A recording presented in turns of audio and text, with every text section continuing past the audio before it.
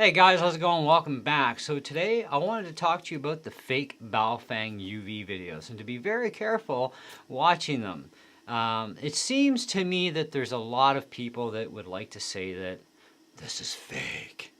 Well, what makes it fake? Well, on one video they point out there's an FCC thing, little CEFCC, and there should be an FCC number here up top on the other sticker.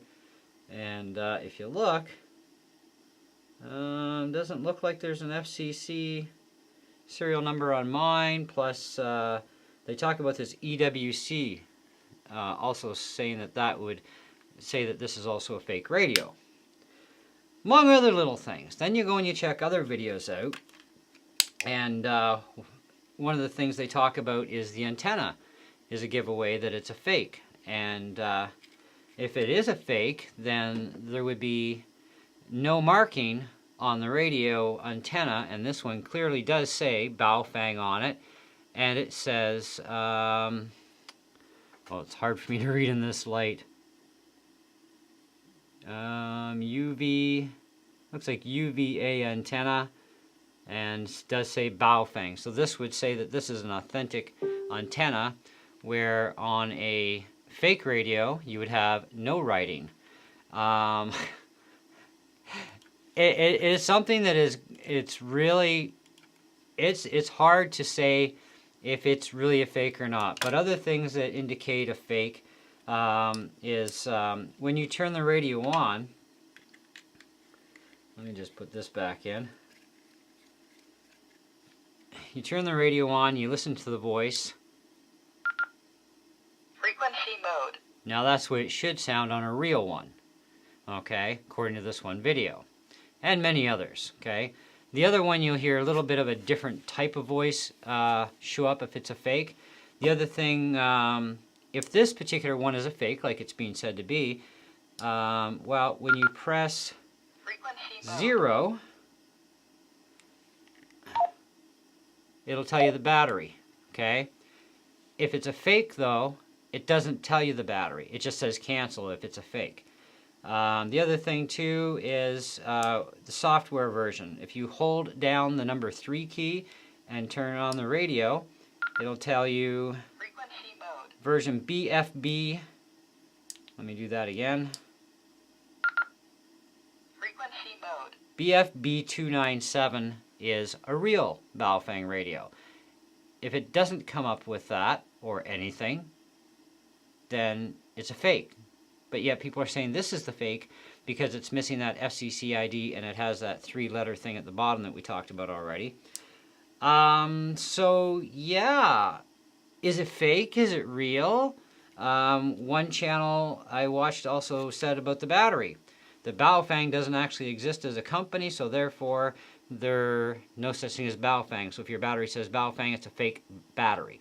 Well, thinking about it, I've looked up Baofeng, and from what I found, they do exist. And radio also says Baofeng too, never mind the fact that they do exist. There are third-party batteries, of course, you can get that are Baofeng compatible. Now, this also has an 1800 milliamp battery, which is, according to specs on the website, this is correct. It is an 1800 milliamp, and it's a 7.4 volt battery, and it's a model BL-5. So you can look that up, and you'll probably find fake batteries and real batteries that may have that on there. Who knows? But the biggest thing was the sticker thing. For having FCC ID serial number on this white sticker, it should be there if it's a real one, but if it doesn't, it's a fake. And same as this EWC, that says that it's a fake, but everything in here is showing that it's real. The antenna shows that it's real, according to another video and other videos. You know, it's kind of like, you know, do we know who to actually believe? The other question I put forth to you would be, do you even really care if it's an authentic Baofeng radio or not? Okay, the point is, it's a 2-meter ham radio, well, 2 meters 70 centimeter. You know, it does your VHF and your UHF. You can talk on it, you can hear people, you can talk back to people, you can listen to them, you can listen to the radio even on this. It has an FM radio, right? So you can, you know, if you want to listen to the radio, Frequency mode. you just push on this thing, and voila, you got a radio, right? And push it again, and it goes back. So, I mean, all the features and how to get at stuff to prove that it's real are here. Now, I bought 2 of these, actually. One for me, one for my wife, from, I believe it was Light in the Box. And then, of course, I also bought the Nagoya antennas. Now, that's another thing altogether. But the Nagoya antennas are a long, flexible steel spring-whipped antenna. And there are fakes and there are real ones. And it's very easy to tell them apart. And at least the videos I've seen on that do indicate, all the videos is so far that I've seen anyways, that do suggest the fact that my Nagoyas that I bought are definitely authentic real ones. And I got them from China, from wish.com. And I paid like $12 with shipping, Canadian dollars, for 2.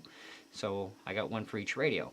And it turns out, according to the videos we've seen, they're the authentic real deal.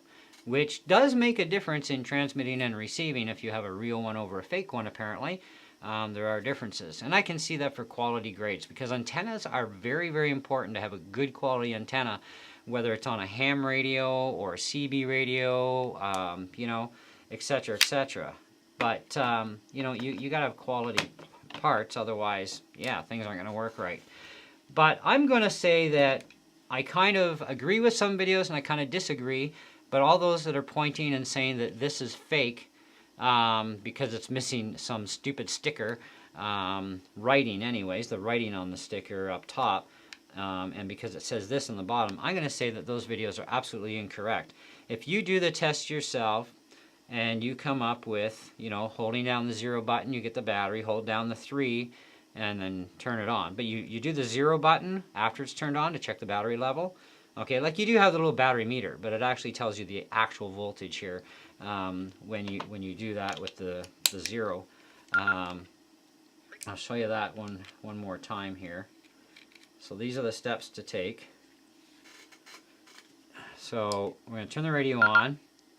Frequency mode. Now, it does show my battery is fully charged on the display, and you probably, I don't know how well you're going to see that, but so I'm going to hold down the 0 button, and it'll only do it for a few seconds. So that tells me how much voltage is actually there right now.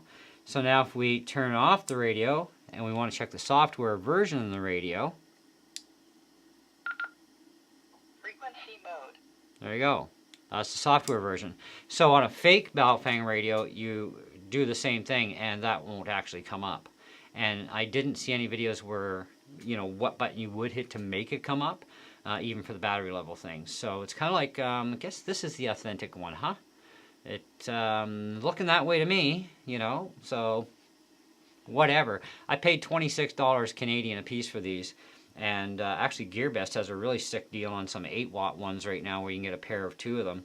And I may be ordering them as well, just because, you know, more watts. These are 5, the new ones are 8, you know. And my wife and I are actually both going for our ham license test this Thursday. So please pray for us both that we both pass. Otherwise we're going to have to rewrite the test. But at least it doesn't cost anything. And once you have the license, you have it for life, in Canada at least. But we're just going to go for our basic license, and hopefully we can get a high enough score that we get basic with honors, which would be really awesome, because then it opens us up to a lot. And but either way, even with a basic, I can still run 250 watts, and you know, no big deal. But once we do pass the license, because you can rewrite it as many times as you want till you pass. But, you know, it's kind of like, well, if you have to rewrite it too many times. But yeah, should only have to write it once. And that's what we're hoping for. There is an awful lot of material to study. We were actually given material to study. And today is Monday. And like I said, we write our test Thursday morning. And as far as study material goes, I'm just looking at that while I'm talking to you guys. I've completed lesson 1 out of 8, and I'm partway into lesson 2, almost done lesson 2, and I still got the rest of them to go, plus a little of other stuff to study. And but I'll get through it, and you know, a lot of this is common sense, but you have to study everything as if you're going for your advanced. because you don't know what questions are going to be on there, and there's 100 questions, and you're only allowed to have so many wrong, on top of that. So it's kind of like, but anyways, so I just wanted to, let you guys know to be very careful watching videos on the fake Baofeng radios, because there's a lot of mix-up between them, and I really honestly don't think any of us can really make that determination of what's real and what's fake for these radios, if they're authentic or not. It's just one of those things where, I mean, the stuff's all made in China. We're all ordering the stuff out of China, which is fine, no big deal, and we get awesome prices. You can buy the same radios probably in your own country, because I know there's many places here in Canada where you can get the UV5R A or the E and many other models that they carry, and plus the Wuoxons and other brands. They also have now, I believe it's from Baofeng, if I remember right, they have a digital DMR UHF VHF radio that I also want to get my hands on, as well as just a straight out DMR, which is strictly UHF only DMR, and I actually want to turn that into a scanner, so I'll be using it for that. But they're inexpensive. They're a great place to start, especially if you're new into the hobby of ham radio. It's really a good place to start with an inexpensive radio. This way, if for some reason you just don't get the bug, who cares? At least you still have an emergency backup unit for when, as they say, crap hits the fan. Being licensed, you are able to transmit on these things, which is good, because right now I'm still not allowed to press that pretty little button, until I get my license, which is fine. I don't care. I've just been listening to the radio, scanning frequencies, writing stuff down where I can pick stuff up. They are kind of, any handheld, okay? Any handheld, doesn't matter who makes it, is going to be very difficult to pick stuff up indoors with, but you can still pick stuff up, which is not a big deal. But you are best using handy talkies, outdoors, because that's where they're made for anyways, because too much brick and metal and other things, kind of suffocate signal. I actually don't use this antenna anymore. I just put this antenna on here for the sake of the video, and so I just take it off and throw it in the box. I have a box I've actually done out as a little bug out radio box, and I'll show you that on a future video. But in the meantime, guys, like I said, once again, just be careful watching those videos on what's fake and what's not fake. I would say if anything's fake, it's probably the ones that they're saying are real, are probably the fake ones.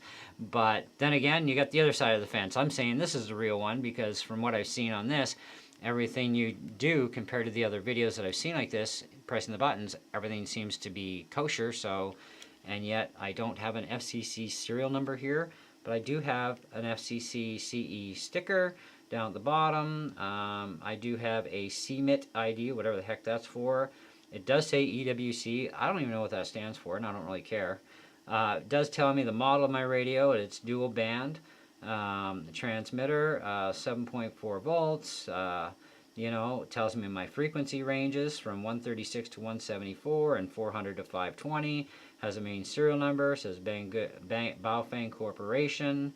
There's Baofeng embossed on the metal of the radio here as well. That's embossed in there. I don't know, and I've already shown you the features that I was telling you about, and everything seems to be legit in that area. So, and Chirp has no issues with this either, so where you go. Anyway, so thanks for watching. Catch you in the next one.